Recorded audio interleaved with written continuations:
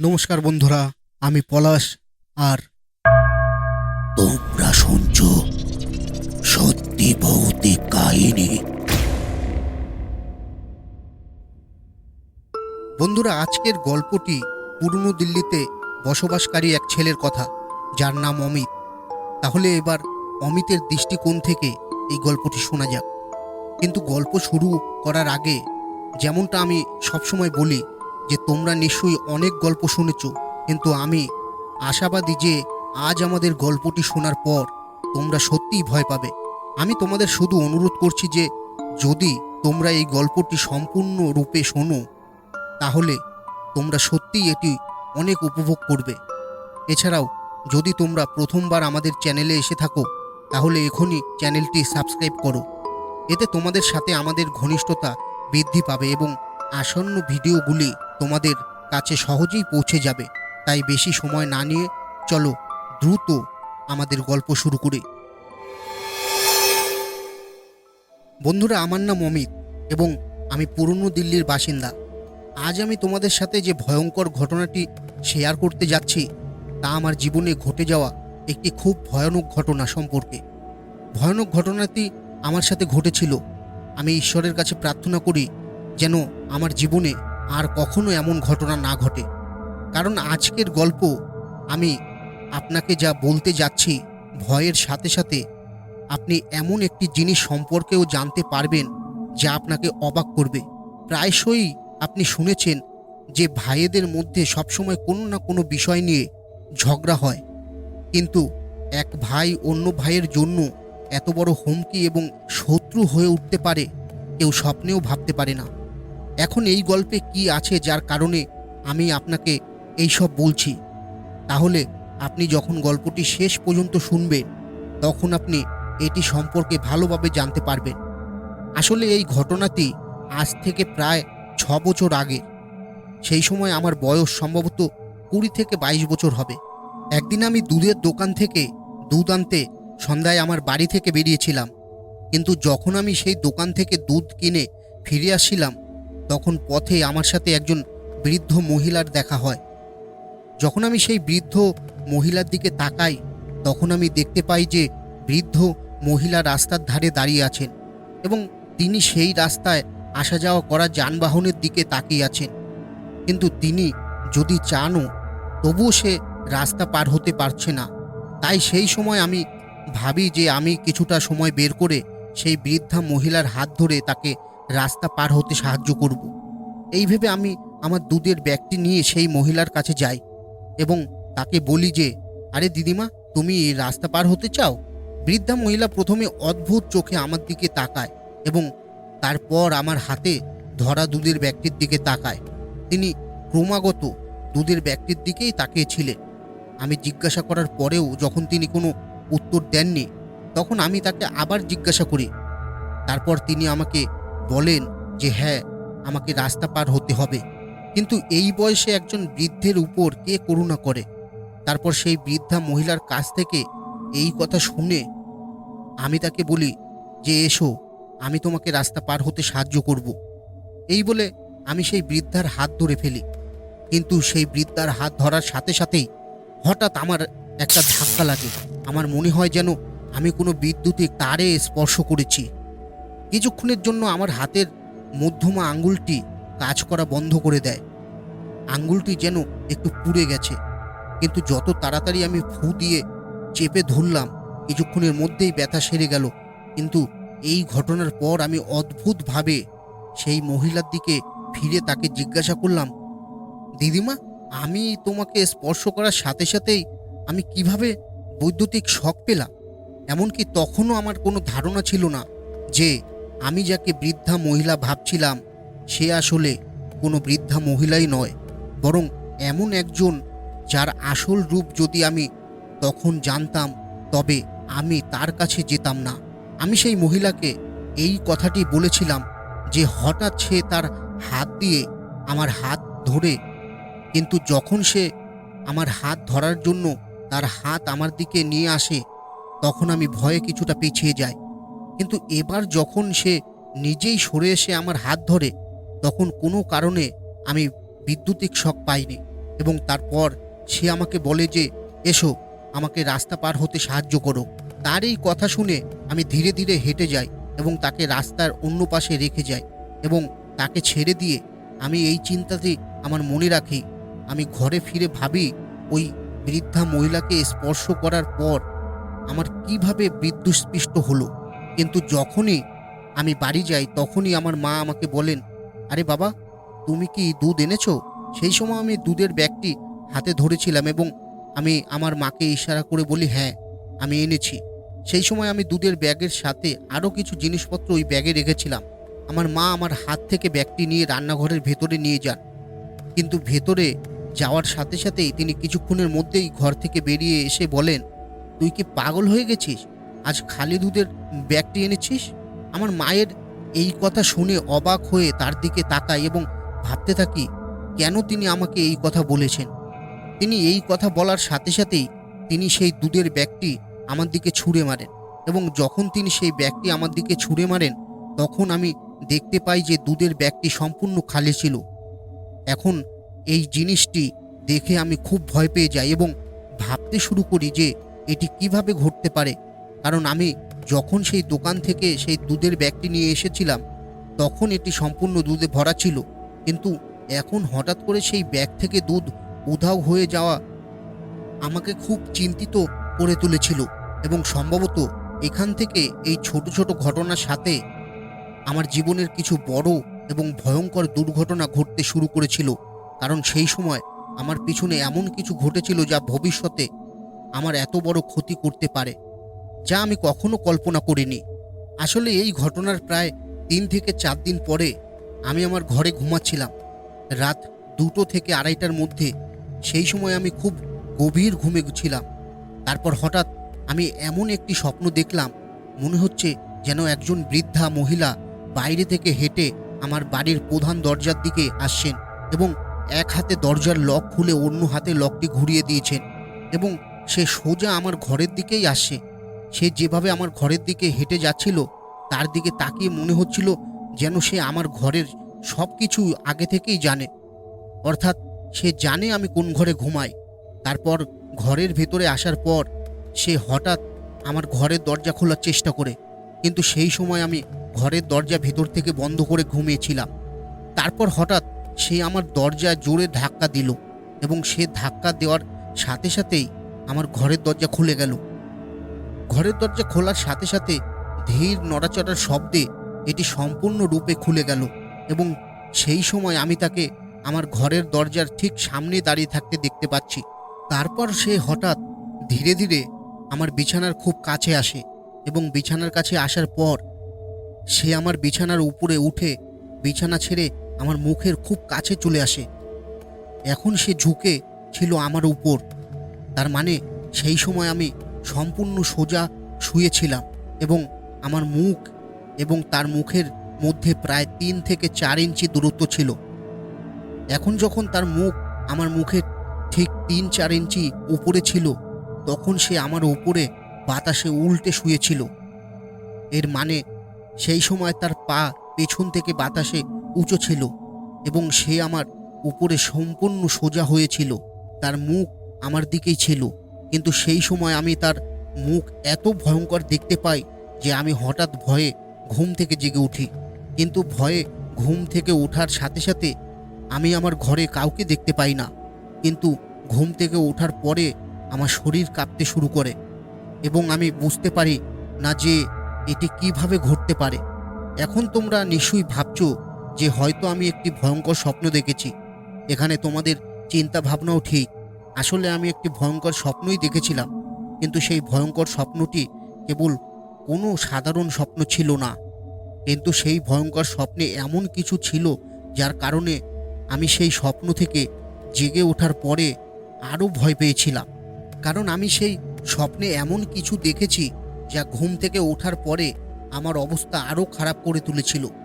স্বপ্নে দেখা বৃদ্ধা মহিলাটি আমার ঘরে এসে আমার বিছানায় ঠিক উপরে বাতাসে ছুঁয়ে পড়লে, যখন তার আর আমার মধ্যে মাত্র 3-4 ইঞ্চি দূরত্ব ছিল, তখন সেই বৃদ্ধা মহিলা আর কেউ নন, তিনিই ছিলেন যাকে আমি 3 থেকে 4 দিন আগে হাত ধরে রাস্তা পার করতে সাহায্য করেছিলাম।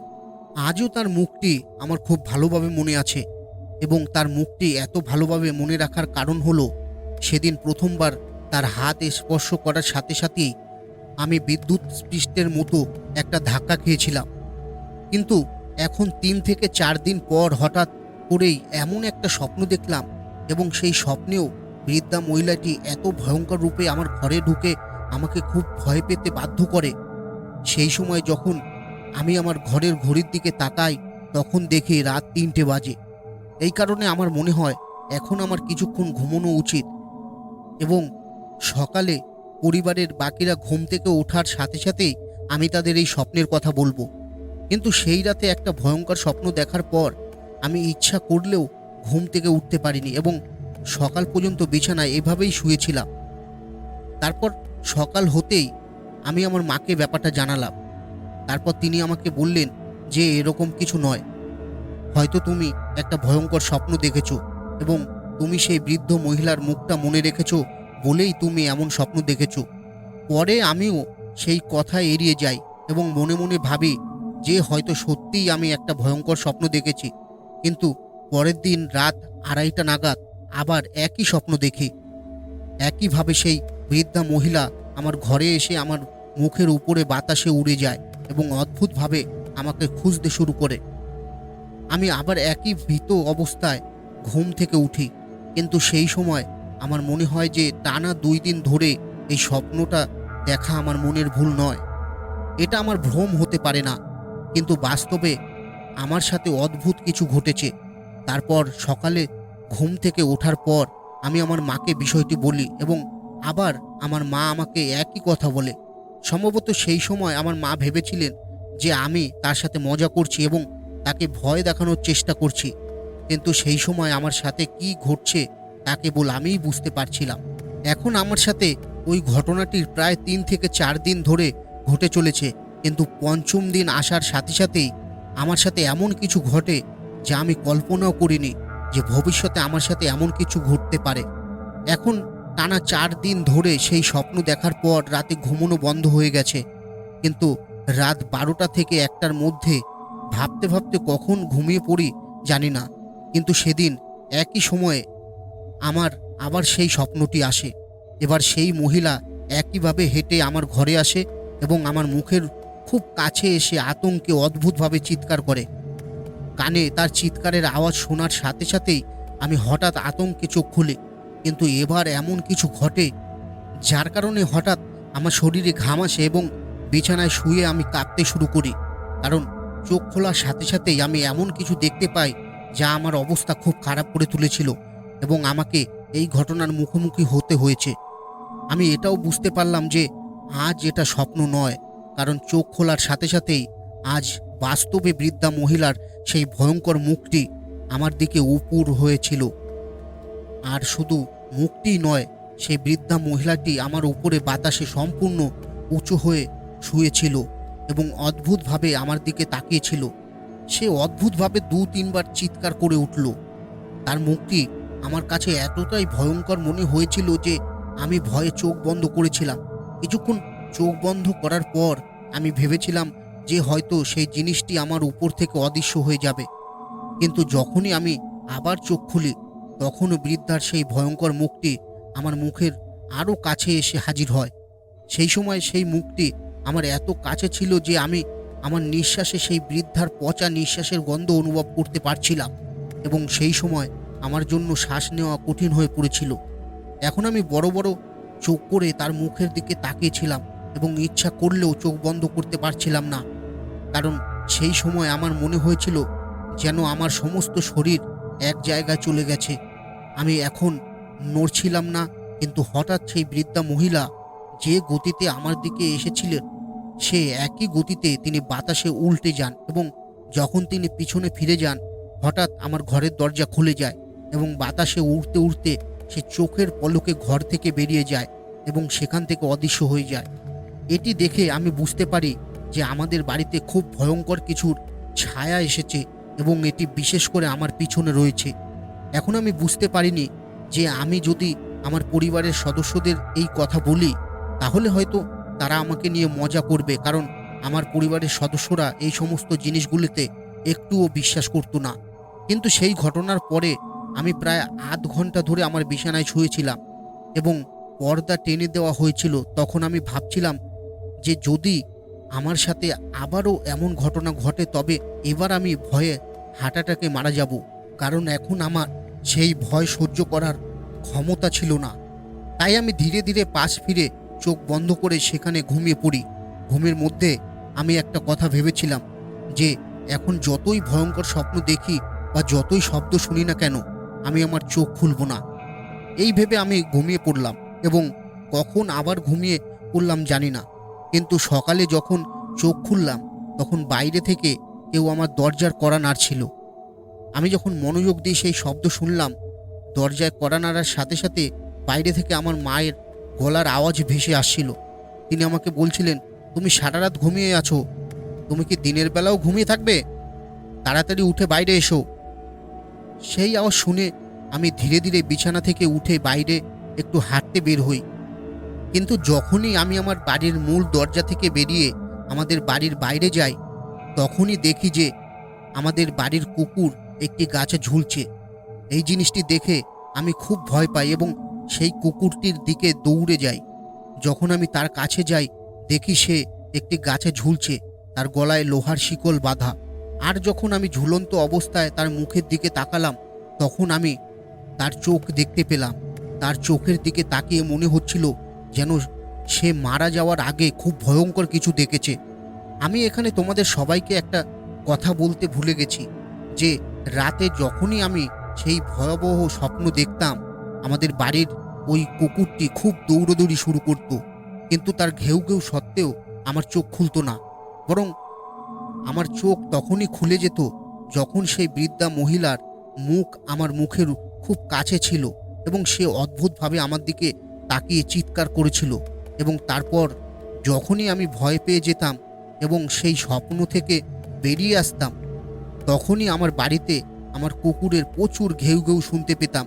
কিন্তু আশ্চর্যের বিষয় হলো সেই কুকুরের ঘেউ ঘেউ পুরো বাড়িতে কেবল আমিই শুনতে পেতাম। যখন আমি সকালে ঘুম থেকে উঠে পরিবারের সদস্যদের বলতাম যে আমাদের কুকুর রাতে অনেক দৌড়দৌড়ি করছে, তখন পরিবারের সকল সদস্য আমাকে বলতো যে আমরা তো কোনো দৌড়দৌড়ি বা ঘেউ ঘেউ শব্দ শুনিনি, তুমি একা কিভাবে তার ঘেউ ঘেউ শব্দ শুনতে পেলে? তখন সেই সময় এই জিনিসটি আমার কাছে খুব বোধগম্য হয়ে উঠেছিল। কিন্তু তারপর সেই ঘটনার পর কয়েকদিনের মধ্যে আমার সাথে এমন কিছু ঘটতে শুরু করে যা আমার ধারণার বাইরে ছিল। অর্থাৎ সেই সময় আমার শরীরে এমন একটা সমস্যা দেখা দিচ্ছিল যার পরে আমি বুঝতে পারিনি যে কেন আমার সাথে এই ঘটনা ঘটছে। প্রথমে আমি ভেবেছিলাম যে হয়তো আমার শরীর গরম হয়ে গেছে, তাই আমি সকালে শরীর ঠান্ডা করার জন্য এমন জিনিস পান করতে শুরু করেছি। কিন্তু ওই জিনিস পান করার পরেও সেই জিনিসটি আমার সাথে ক্রমাগত ঘটেছিল। এখন আমি এখানে তোমাদের কোনো বিভ্রান্তিতে রাখবো না এবং স্পষ্ট করে বলবো যে সেই সময় আমার সাথে কি ঘটেছিল। আসলে সেই সময় আমার সাথে এমন কিছু ঘটেছিল যা সম্ভবত পৃথিবীর কোনো ছেলের সাথে ঘটবে না। এখন কিছু লোক আমার কাছ থেকে এই কথা শুনে ভুল মন্তব্য করতে পারে, কিন্তু এই গল্পের সত্যটা যাই হোক না কেন, আমি তোমাদের বলবো যে আসলে আমার গোপনাঙ্গ থেকে কিছু অদ্ভুত আঠালো জল বের হতে শুরু করেছিল, ঠিক যেমন মেয়েদের বা মহিলাদের পিরিয়ডের সময় ঘটে। এখন একই জিনিস আমার সাথেও ঘটতে শুরু করেছে এবং সেই জিনিসটি আমার সাথে ক্রমাগত ঘটছিল।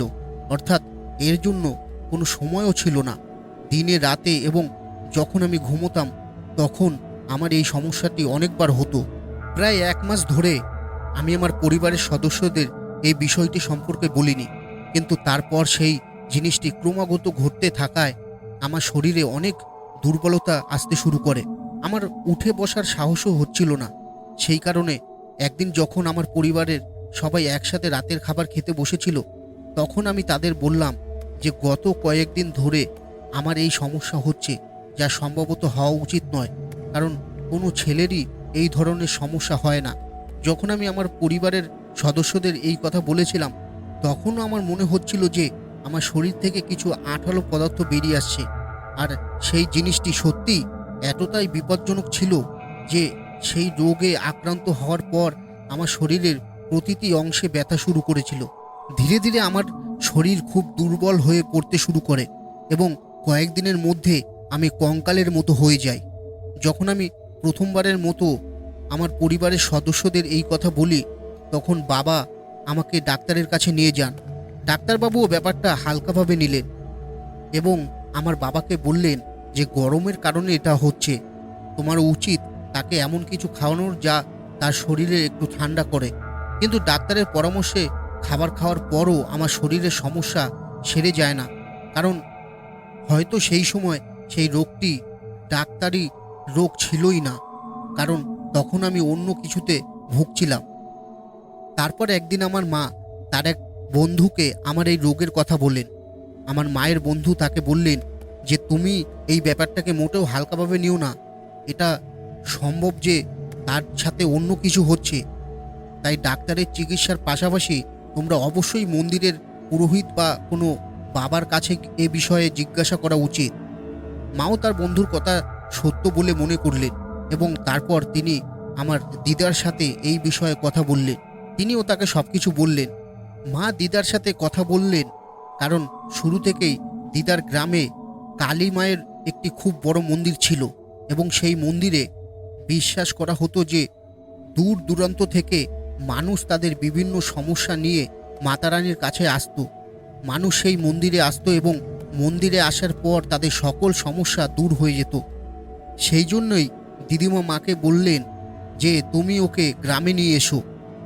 এরপর আমি আমার মায়ের সাথে দিদিমার গ্রামে যাই, কিন্তু যখনই আমি আমার বাড়ি থেকে দিদিমার গ্রামের উদ্দেশ্যে বের হয়েছিলাম, পথে যেতে যেতে আমার মনে হয় এখন আমার সাথেও এমনটা হচ্ছে, কারণ আমি নিচে খুব ভিজে যাচ্ছিলাম। সেই জন্যই আমি বাবাকে গাড়িটা একটু পাশে থামাতে বলেছিলাম এবং আমি নেমে টয়লেটে গেলাম আর দেখলাম যে আঠালো পদার্থের পরিবর্তে আমার গোপনাঙ্গ থেকে রক্ত বের হচ্ছে এবং আমার শরীর থেকে এখনও কিছু ফোঁটা রক্ত বের হচ্ছে। এই জিনিসটা দেখে আমি খুব ভয় পাই এবং আমি তৎক্ষণাৎ আমার মা এবং বাবাকে এই কথা বলি। এরপর আমার মা এবং বাবা খুব ভয় পান এবং বাবা খুব দ্রুত গতিতে গাড়িটি দিদিমার গ্রামের দিকে চালাতে শুরু করেন। পথে মা আমি ফোনে দিদিমাকে সব কিছুই বলেছিলাম এবং সেই কারণেই আমার উপর আক্রমণ করা হয়েছিল। লোকেরা আমাদের সরাসরি মন্দিরে আসতে বলল এবং আমরাও দিদার বাড়িতে না গিয়ে গ্রামের সেই মন্দিরে গেলাম। কিন্তু যখন আমার গ্রামের সেই মন্দিরে পৌঁছালাম, তখন আমার শরীর থেকে প্রচুর রক্ত বের হয়ে গিয়েছিল এবং সেই রক্ত বেরিয়ে আসার সাথে সাথে আমার মনে হচ্ছিল যেন আমার প্রাণ ধীরে ধীরে আমার শরীর ছেড়ে যাচ্ছে, কারণ সেই সময় আমার অবস্থা এমন হয়ে গিয়েছিল যে আমি জোরে কথা বলতেও পারছিলাম না। জোরে কথা বলার সাথে সাথে শরীরের সামান্য নাড়াচাড়াও নিচ থেকে বাড়তে শুরু করত।